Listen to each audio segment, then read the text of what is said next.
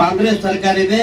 ಯಾವೇ ಕೆಲಸ ಕಾರ್ಯ ಇದ್ರು ಸಹಿತ, ಇನ್ನು ತಮ್ದು ಯಾವುದೇ ಬೇಡಿಕೆ ಇದ್ರು ಸಹಿತ, ಈಗ ನಮಗಾಗಲಿ ಮತ್ತೆ MLA ಅವರು ಹೇಳ್ರಿ, ನಾವು ನಿಮ್ಗೆ ಯಾವುದೇ ಕೆಲಸ ಇದ್ರು ಸಹಿತ ಅದಕ್ಕೆ ನಾವು ಮುಖ್ಯಮಂತ್ರಿ ಜೊತೆ, DK ಶಿವರ ಜೊತೆ, ಮಲ್ಲಿಕಾರ್ಜುನ್ ಖರ್ಗೆ ಜೊತೆ ಡಿಸ್ಕಸ್ ಮಾಡಿ ಅನೇಕ ಬಾಬುರಾವ್ ಚಿಂಚನಸೂರ್ ಅವರು ಕೆಲವು ಸಲಹೆಗಳನ್ನ ಕೊಟ್ಟಿದ್ದಾರೆ.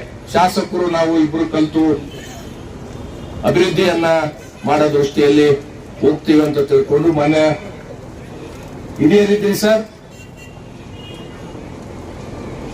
ತಮಗೆ ಅನುಭವ ಬಹಳ ಇದೆ. ಒಂದು 30 ಬೆಡ್ ಇರ್ತಕ್ಕಂತ ಆಸ್ಪತ್ರೆಗೆ 50 ಬೆಡ್ಡಿಗೆ ಏರಿಕೆ ಆಗಿದೆ. ಅದನ್ನ ಒಂದು 100 ಬೆಡ್ಡಿಗೆ ಆಗ್ಬೇಕು. ಆ ನಿಟ್ಟಿನಾಗ ತಾವು ಈಗಾಗಲೇ ವೇದಿಕೆ ಮೇಲೆ ಅನೇಕ ನಾಯಕರುಗಳನ್ನ ಹೆಸರು ಪ್ರಸ್ತಾವನೆ ಮಾಡಿದ್ರಿ. ಆ ನಾಯಕರ ಜೊತೆ ನಾನು ಈಗಾಗಲೇ ಮಾತಾಡಿದ್ದೀನಿ.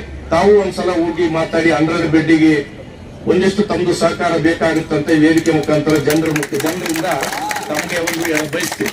ಏನಾಗಿದೆ ಸರ್ ಅಂದ್ರೆ ಸಿದ್ದರಾಮಯ್ಯ ಹೇಳಿದಾರ, ನಾನು DK ಹೇಳ್ಕೊಂತೇವ, ಮತ್ತೆ ಯಾವೇ ಗುರುಮಿಟ್ಕಲ್ಲಿ ಯಾವೇ ಪ್ರೋಗ್ರಾಮ್ ಇದ್ರು ಹೇಳಿ ನಾವು ಶಂಕರ್ ಮಾಡ್ಕೊಡ್ತೀವಿ ಅಂತ ಹೇಳಿದಾರೆ.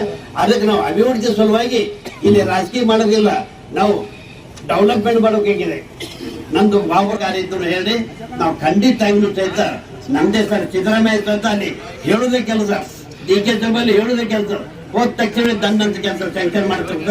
ಯಾವೇ ಅಭಿವೃದ್ಧಿ ಕೆಲಸ ನಾವಲ್ಲಿ MLA ಯಾವೇ ಅಭಿವೃದ್ಧಿ ಕೆಲಸ ಇದ್ರು ತಾವ್ ಯಾವ್ಯಾವ ಕಲ್ತ್ಕೊಂಡಿದ್ರು ಹೇಳಿದ್ರೆ DK ಶಿವಕುಮಾರ್ಗೆ ಗಮನಕ್ಕೆ ತಂದು ಮೊನ್ನೆ ಮಾಜಿ ಸಚಿವರಿಗೆ ಸರ್ ಒಂದು ಮಾತನ್ನ ನಾನು ಹೇಳಲ್ಲ ಬಯಸ್ತೀನಿ. ನಾವು ಯಾವುದೇ ಚುನಾವಣೆಗಳು ಬಂದ್ರೆ ಕೇವಲ 15 ದಿನ ಇರುವಾಗ ಮಾತ್ರ ಚುನಾವಣೆ ಮಾಡೋಣ ಸರ್, ಅವತ್ತು ರಾಜಕೀಯ ಮಾಡೋಣ. ನೀವು ಹಿರಿಯರಿದ್ರಿ, ಅನುಭವ ಇದೆ, ಸರ್ಕಾರ ಇದೆ, ನೀವು ಸಹ ಈ ಒಂದು ಅಭಿವೃದ್ಧಿ ವಿಷಯದಲ್ಲಿ ಕೆಲಸ ಮಾಡೋಣ ಸರ್. ಕೆಲಸ ಮಾಡಿ ನಾಳೆ ಚುನಾವಣೆ ನಾಮಿನೇಷನ್ ಹಾಕಿದ್ಮೇಲೆ ನಾವು ಗ್ರಾಮಗಳಿಗೆ ಹೋಗೋದಾಗ್ಲಿ, ವಾರ್ಡ್ಗಳಿಗೆ ಹೋಗೋದಾಗ್ಲಿ, ತಾಂಡಗಳಿಗೆ ಹೋದಾಗ ನಾವೇನ್ ಕೆಲಸ ಮಾಡಿರೋ ಅಂತ ತಿಳ್ಕೊಂಡು ನಮ್ಮನ್ನು ಗುರುತಿಸ್ತಾರೆ, ನೀವೇನ್ ಕೆಲಸ ಮಾಡಿರಂತ ನಿಮ್ಮನ್ನು ಗುರುತಿಸ್ತಾರೆ. ಆದ್ರೆ 15 ದಿನ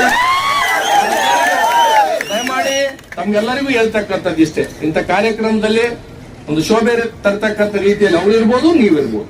ನಾವು